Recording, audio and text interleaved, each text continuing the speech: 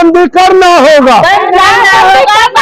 छत्तीसगढ़ को नशा मुक्त राज्य बनाना होगा। जिंदाबाद जिंदाबाद जिंदाबाद जिंदाबाद जिंदाबाद जिंदाबाद जिंदाबाद जिंदाबाद जिंदाबाद। जय हिंद। मैं निकिता राकेश जशवानी, रायपुर छत्तीसगढ़ से, और आप देख रहे हैं हंगामा न्यूज। इस वक्त हम कलेक्ट्रेट गार्डन में मौजूद है, जहां पर कुछ महिलाएं मीटिंग करती हुई हमें नजर आई थी। जब उनसे बातचीत हुई तो बातचीत के दौरान हमें ये पता चला कि ये महिलाएं शराब की जो 67 नई दुकानें खुली हैं उन्हें लेकर के थोड़ा आक्रोश में हैं। जब इनसे बातचीत होती है तो हमें पता चलता है कि सरकार ने इनके साथ में छल किया है, ऐसा इनका कहना आता है। दरअसल मामला कुछ ऐसा है कि सरकार ने सत्ता में आने से पहले ये कहा था, चुनाव के टाइम पे उन्होंने ये कहा था कि जब वो सत्ता में आएंगे तो वो शराबबंदी करेंगे। शराबबंदी करना तो बहुत दूर की बात है, इस वक्त हमारे छत्तीसगढ़ में 67 नई शराब की दुकानें खोल दी गई है, जिससे महिलाओं में काफी आक्रोश देखने को मिल रहा है।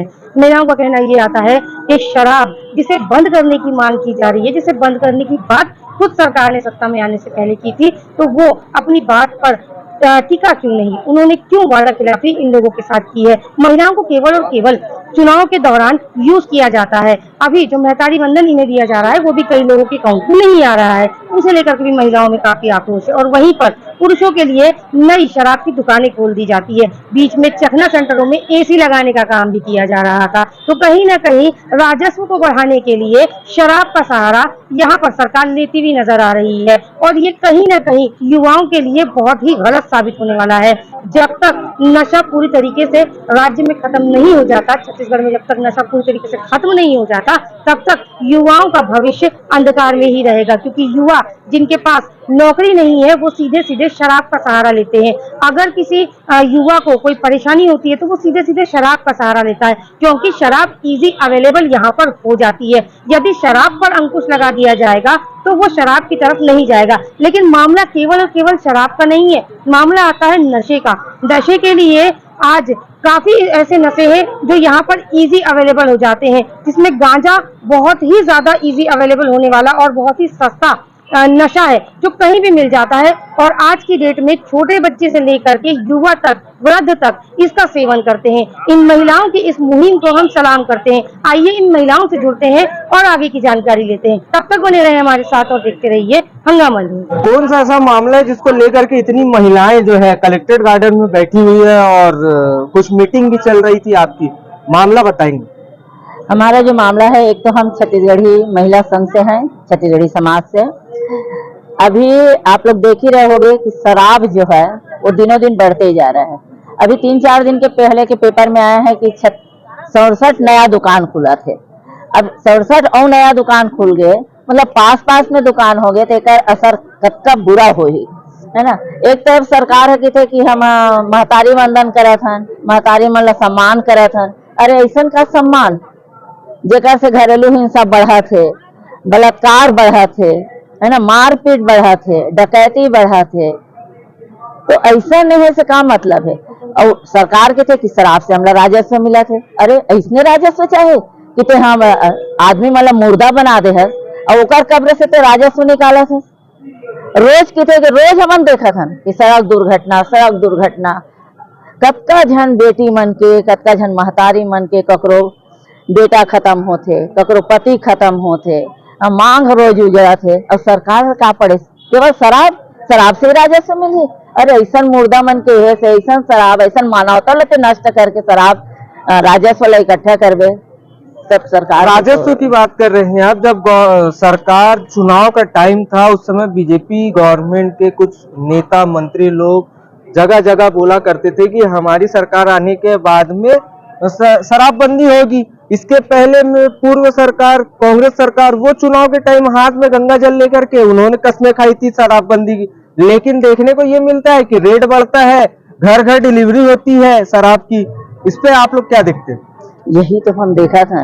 एक जन सरकार आई, भूपेश सरकार है, वो गंगा जल के कसम खे इसके हम पूर्ण शराबबंदी कर देंगे।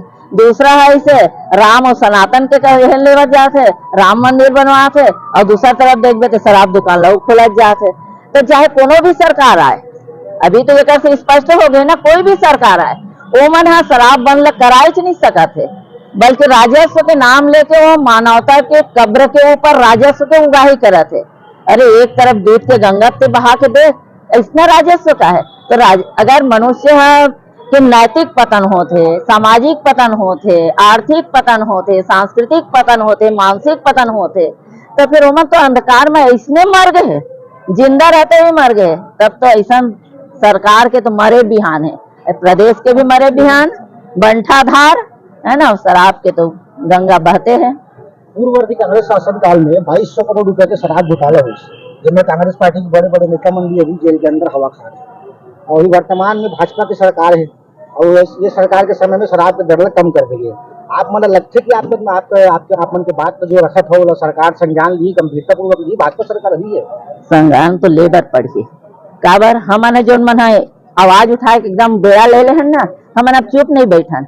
अभी हमारा थोड़ा कम है में करा था ना, धीरे धीरे हमारा जो आवाज हो उग्रता ली है और वो लोग करे बर पड़े। ठीक है, देर नहीं सवेर पांडव मन भी 5 जन रही से जीतीस के लिए जीती से, वैसने हम मन लगत भले हमन कम है लेकिन करे बर पड़े देर सवेर। समाज लोग कुछ संदेश देना चाहूँ हमारे माध्यम से। बिल्कुल हम समाज लोग यही संदेश देना चाहता है कि मन खुद सोचे कि घर में कतका अहिंसा बढ़त जाते, चाहे घरेलू हिंसा जो है, कार के मन खुद परेशान है। तो वो महिला मन है, वो लड़का मन के वो सोचा है, वो अपन परिवार के सोचा है और ये कर बर हमारे मन से जुड़ा है और शराब बंदी के लिए पूर्ण रूप से मन खुद सामने आवा है। तो एक से शराब जरूर बंद होगी। परिचय दीजिए। मैं मालती परगनिया छत्तीसगढ़ी महिला संघ अध्यक्ष। आज कलेक्टर गार्डन में इतनी सारी महिलाएं जो शराबबंदी को लेकर के यहाँ पे इकट्ठा हुई है, इनका कहना है कि समाज में इससे बुराई फैल रही है और इनका एक मुहिम भी छेड़ा गया है शराबबंदी का। तो इस मामले को लेकर आपका क्या कहना है? मैं वास्तविक में छत्तीसगढ़ में महतारी बंधन, नारी बंधन, ये महिलाओं को वंदन करता हूं जो नशा मुक्ति के लिए अपने घर परिवार को छोड़ करके बाहर प्रदेश की जनता के हित के लिए आए। आपको मैं बता दूं, दोनों पार्टी की सरकार जब चुनाव लड़े थे तो शराब बंदी की बात करके चुनाव जीतते हैं और जीतने के बाद शराब को बंदी नहीं बल्कि खुला छोड़ देते हैं।